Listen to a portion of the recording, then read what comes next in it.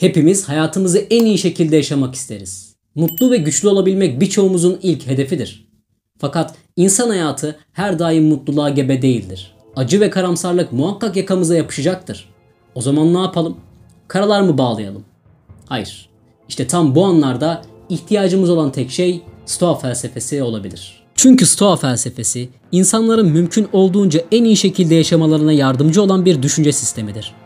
Pozitif duyguları en üst düzeye çıkaran, negatif duyguları en alt düzeye indiren, bireylerin karakteristik erdemlerini geliştirmelerine olanak sağlayan doğal yaşam felsefesidir.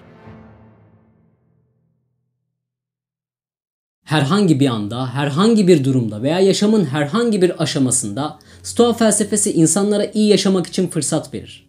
Bu felsefe insanlara gerçekten önemli olanın ne olduğunu hatırlatır ve daha fazlasını elde etmek için sizi farklı düşünmeye davet eder. Stoacılık veya Stoa okulu M.Ö. 3. yüzyılın başlarında Kıbrıslı Zenon tarafından oluşturulan bir felsefi düşünce sistemidir. İnsanın temel amacına mutluluğu yerleştiren bu felsefeye göre bireylerin yapması gereken tek şey doğayla uyumlu yaşamaktır. Çünkü doğayla uyumlu olan hiçbir şey kötü değildir. Stoa felsefesi tarihine baktığımızda onun 3 dönemli ele alındığını görüyoruz. Bunlar kurucusu Zenon'la başlayan eski Stoa dönemi, en önemli temsilcisinin Panatheus olduğu Orta Stoa dönemi ve hepimizin yakından tanıdığı İmparatorluk Stoası olarak bilinen Son Stoa dönemidir. Stoa felsefesi insanı mutluluğa ulaştırma gayesi taşıyan bir hayat görüşüdür. Mutluluk insanın kendisine bağlıdır. Okulun kurucusu olan Zenon, mutluluğun dıştan gelen etkilerle ve kaderin cilveleriyle ilgili olmadığını, insanın yaşadığı her olay karşısında takındığı tavra bağlı olduğunu ileri sürmüştür. Stoacılığı bu kadar değerli ve önemli kılan şey çabuk anlaşılabilir olması, çabuk uygulanabilir olması ve insan yaşamına faydalı olacak şekilde yaratılmasıdır. Bireylerin huzur bulmasında ve güçlü yönlerini keşfedebilmesinde oldukça pratiktir ve bu da onu popüler hale getirmiştir. Geçmişten günümüze kadar insanların en önemli kaygısı talihsiz bir yaşama sahip olmaktır. Stoa felsefesi filozofları bu kaygının farkında olduğundan bireylerin kontrol edebildiği eylemler, davranışlar, inançlar ve düşünceler hususunda düzenlenme yapılması gerektiğine inanıyordu. Zenon'u felsefeye yönlendiren ve onu Stoa okulu kurmasına iten en büyük talihsizlik yaşadığı gemi kazasıydı. Stoacılara göre talihsizlikler insanlara fırsat veren değerlerdir. Fakat talihsizlikler her zaman insan iradesinin dışında gerçekleşmez. Mesela insanlar paranın, güzelliğin ve şöhretin mutluluk getireceğine dair bir izlenime kapılarak kendi talihsizliğini yaratır. Halbuki bunların hepsi Stoa felsefesine göre birer yanılsamadır. Çünkü Stoacılık bu yanılsamanın nedenlerini ortaya koyacak güçlü argümanlara sahiptir. Stoa felsefesi kaygı, korku ve stresin ortaya çıkardığı bir felsefedir. Bu hayattaki amacım ne? Yaşamdan tam olarak ne istiyorum?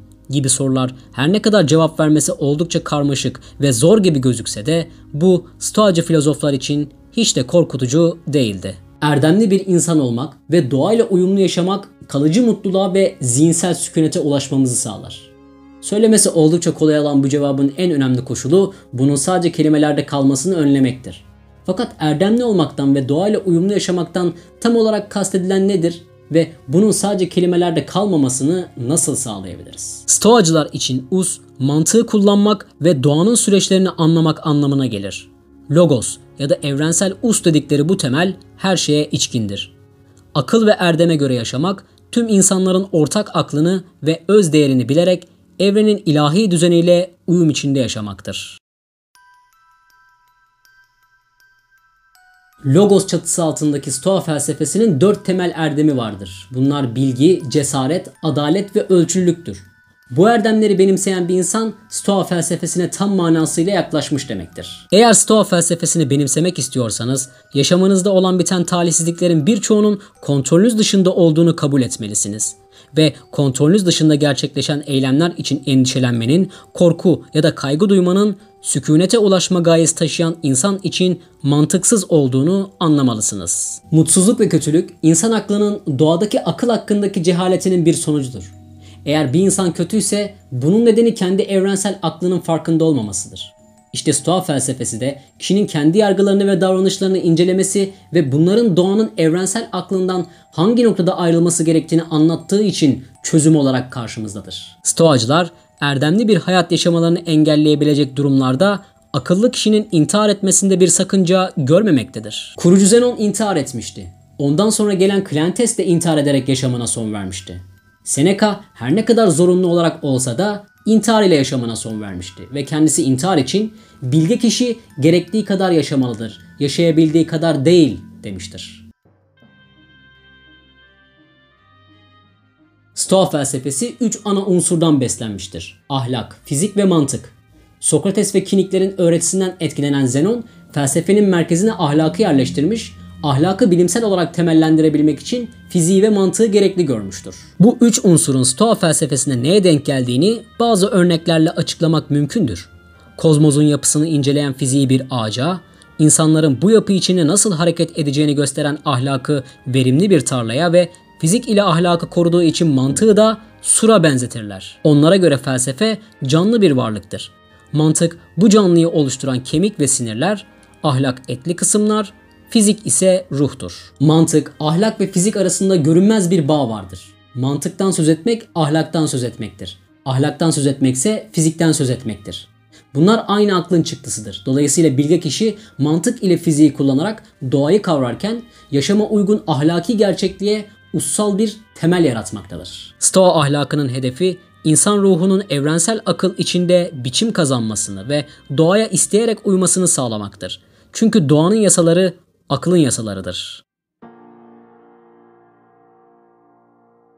Eski ve Orta Stoa döneminin filozoflarına ait yazıtların hiçbiri günümüze kadar ulaşmamıştır. Bundan dolayı Stoa felsefesi genellikle son dönemiyle, diğer bir adıyla İmparatorluk Stoası dönemiyle tanınmıştır.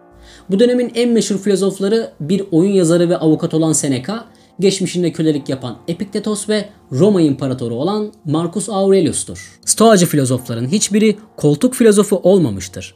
Onlar ilhamını bizzat hayattan, yaşayarak, görerek almış, çalışmalarında tıpkı kurucu Zenon gibi ahlakı merkezine koymuştur. Stoacılar iyi bir yaşamın ahlaki eylemlerin en önemlisi olduğunu düşünürken, iyi yaşam isteyenlere adil bir insan olmaları yönünde öğütte bulunmuştur. İnsan, tanrısalla hayvansalın bütünleştiği bir noktada yer almaktadır. Fakat hayvansaldan uzaklaşırken tanrısallığa yaklaşmayı görev edinmelidir.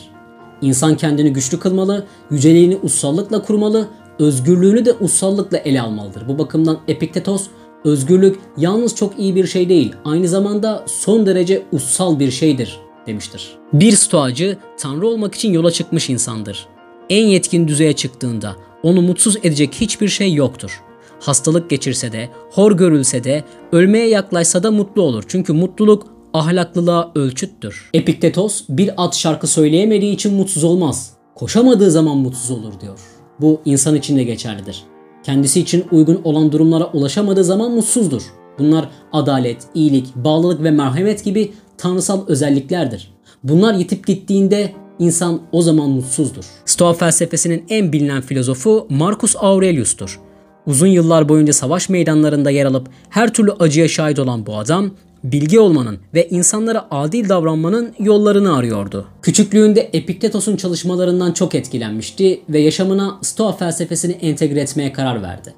Savaştan arta kalan zamanlarda çadırına çekilip günlüğüne ölçülü, bilge ve erdemli bir insan olarak yaşamak için verdiği mücadeleyi yazdı. Bugün Kendime Düşünceler adlı kitabıyla fikirlerine ulaşabildiğimiz Aurelius, tarihteki tek filozof imparator olarak adını altın harflerle yazdırmayı başarmıştır.